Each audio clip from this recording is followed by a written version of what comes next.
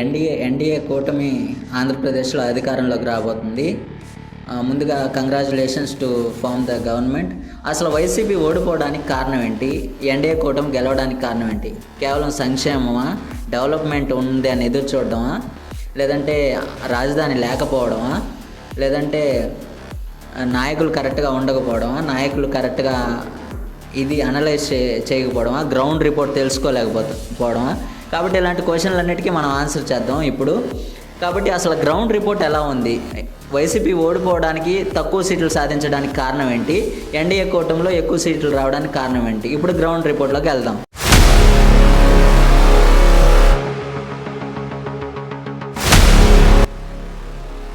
ఇప్పుడు వైసీపీ ఓడిపోవడానికి అసలైన కారణాలు ఏంటి? కొన్ని కారణాలు ఉన్నాయి, అవి చూద్దాం. మెయిన్గా ఏంటంటే మినిస్టర్లు అనమాట. మినిస్టర్లు ఏంటంటే వాళ్ళ కర్తవ్యాన్ని నిర్వర్తించకుండా ఎక్కువ మాటల్లో, సోషల్ మీడియాలో గడపడం అనమాట. అంటే లేస్తే బూతు పురాణం అంటారు కదా, వాటి వల్ల వైసీపీకి తక్కువ సీట్లు వచ్చాయి అని గ్రౌండ్ రిపోర్ట్లో టాక్. అలానే కేవలం సంక్షేమం ఓట్లుగా మారుతుందా అంటే అది అస్సలు కాదని ఈ పరిస్థితిలో చెప్పాలి. అత్యధికంగా 80%, నియర్లీ 81% పోల్ అయింది ఈసారి. అది కేవలం ఎన్డీఏ కూటమికి సపోర్ట్ కోసమే అని గ్రౌండ్ రిపోర్ట్లో తెలుస్తుంది. అలానే వర్గపోరు అనమాట.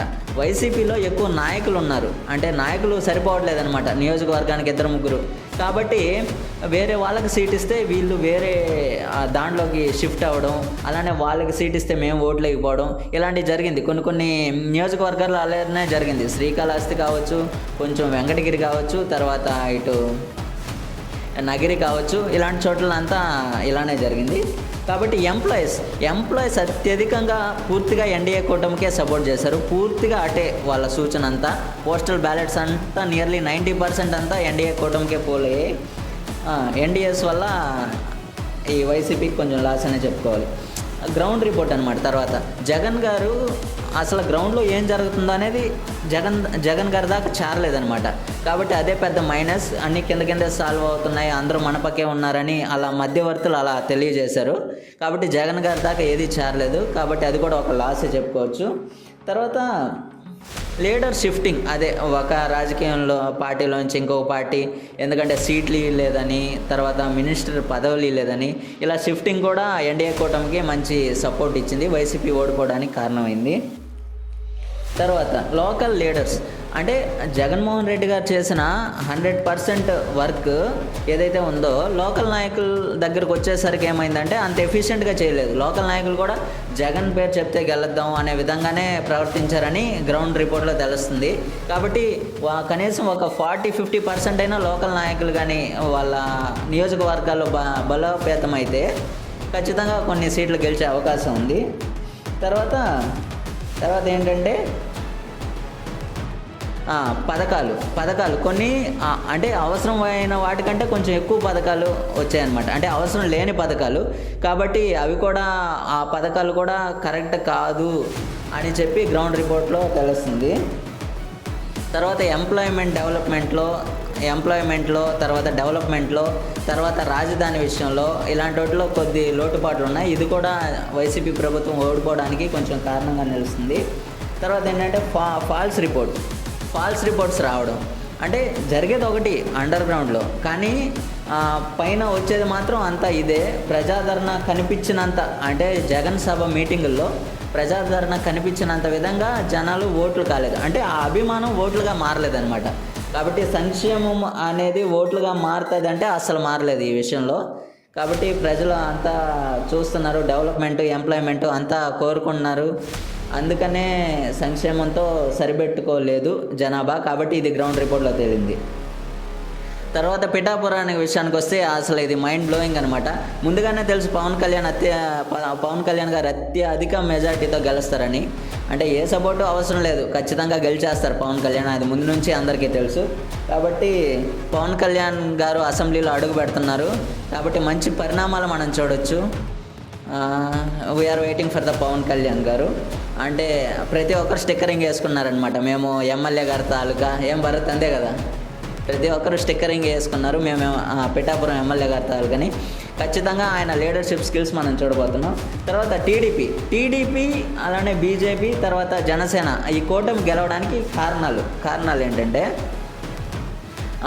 పెద్ద పెద్ద బిగ్ షాట్స్నే దింపారు. మోదీ గారు ఉన్నారు, జనసేన ఉన్నారు. కాబట్టి ఇవేంటంటే టీడీపీకి కొంచెం బలోపేతం అయిపోయింది.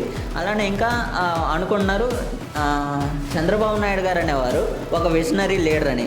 కాబట్టి విజనరీ లీడర్ ఖచ్చితంగా విజన్ ఉంటుంది, మంచి క్యాపిటల్ పెడతారు, అలానే డెవలప్మెంట్ ఉంటుంది. అలానే ఆయన పెట్టిన మేనిఫెస్టో సూపర్ 6 అనే మేనిఫెస్టో ఇంకా చాలా పథకాలు ఉన్నాయి. వాటన్నిటికీ ఏంటంటే ప్రజలు ఆదరించారు. ఖచ్చితంగా ఈ మేనిఫెస్టో చేస్తారనే నమ్మకంతోనే ప్రజలు ఓటేసినట్టుగా తెలుస్తుంది. కాబట్టి ఎన్డీఏ కూటమి ఖచ్చితంగా ఈ పథకాలన్నీ ఖచ్చితంగా చేయాలన్నమాట. అందుకనే ప్రజలు వాటికి ఎక్కువ నమ్మారు. తర్వాత లీడర్స్ అంటే అక్కడ ఎక్కువ మంది అయ్యారు కదా, అక్కడ నుంచి ఇక్కడ షిఫ్ట్ అయిపోతున్నప్పుడు టీడీపీ అనేది అంటే వెంటనే ఆ లీడర్స్ని లాక్కునేసింది అనమాట.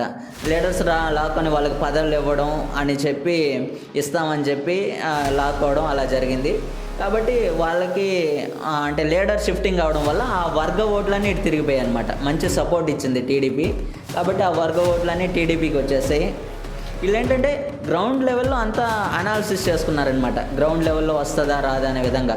కాబట్టి వీళ్ళు నాయిస్ కంటే వర్క్ని ఎక్కువ నమ్మేటట్టున్నారు. అది గ్రౌండ్ రిపోర్ట్లో తేలింది. అలానే కాన్సన్ట్రేటింగ్ ఆన్ హోల్ ఏరియా అంటే వీళ్ళు ఒకటే అని అనుకోలే, ప్రతి దాన్ని కాన్సన్ట్రేట్ చేసి ప్రతి దాన్ని ఓటుగా ఎలా మార్చుకుందాం, ఎలా చేద్దాం అనేది చేసి ఖచ్చితంగా చేశారు. తర్వాత ఎంప్లాయర్స్ అందరూ టీడీపీకి ఎన్డీఏ కూటమికే సపోర్ట్ చేశారు పూర్తిగా. ఎందుకంటే డెవలప్మెంట్ ఉంటుంది, ఆంధ్రాలో డెవలప్మెంట్ ఉంటుంది. అలానే ఒక క్యాపిటల్ వస్తుంది, మంచిగా డెవలప్మెంట్ చేస్తారని నెపంతో అందరూ వేశారు.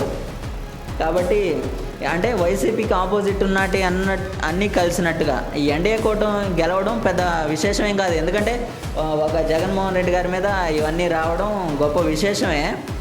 కానీ అంటే ముందుగానే అజ్యూమ్ చేయొచ్చు అనమాట, ఈ ఎన్డీఏ కూటమి ఖచ్చితంగా వస్తుంది అనే విధంగా. ఎందుకంటే ఎవరైతే మనకి నచ్చరో సపోర్ట్ చేయరో ఖచ్చితంగా వాళ్ళకి ఆపోజిట్గా నిలబడాలని చూస్తాం. అదే జరిగింది ఎన్డీఏ కూటమిలో కూడా. గ్రౌండ్ రిపోర్ట్ బాగా చేశారనమాట.